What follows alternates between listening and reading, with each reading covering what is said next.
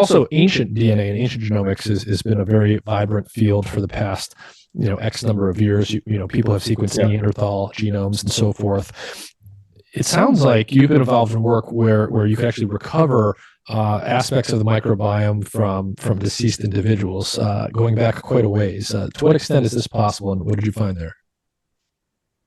So our interest in the ancient microbiome started when we studied the difference between our microbiome and our being the westernized, urbanized, American, European urban microbiome compared to what we call non-westernized microbiome. So population living in a very rural area, hunter-gatherers as an extreme, but in any case, not having access to drugs, to high-fat diet, and things like that. And we saw completely different microbiomes.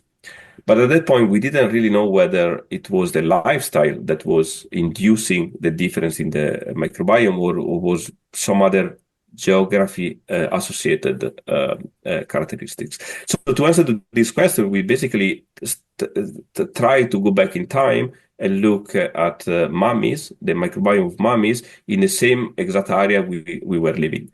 And we were lucky here because on the Alps, close to the border between Italy and Austria, 25 years ago or so, it was found a very ancient mummy. It's called the Iceman or Ötzi.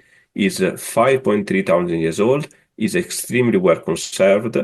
So it's possible actually to go into the gut of the individual, and we know what was the last meal, but we also have the microbiome content of it. And so when we sequence it, and this was difficult, but was supported by the scientists, the anthropologists, and the microbiologists working on this specific kind of samples, we actually found a lot of bacteria that were almost identical to the one of non-westernized population and completely different from our own modern urbanized populations. So the genetic material of the microbiome was intact in this mummy? I wouldn't say that it was intact. The DNA was slightly more fragmented, but it was possible to identify the strains with high precision. And we were also favored by the fact that, as we were discussing, the gut microbiome is only present in the gut, so we could distinguish very well the gut microbes with respect to contaminated soil microbes, for example, because, of course, this guy was found in environments, so on and so forth. But yes, even though ancient DNA have some specific patterns of damage, we were able to reconstruct a large fraction of their microbiome. Wow. And I'm sorry, what did you say in terms of how similar or how different it was from present-day microbiomes?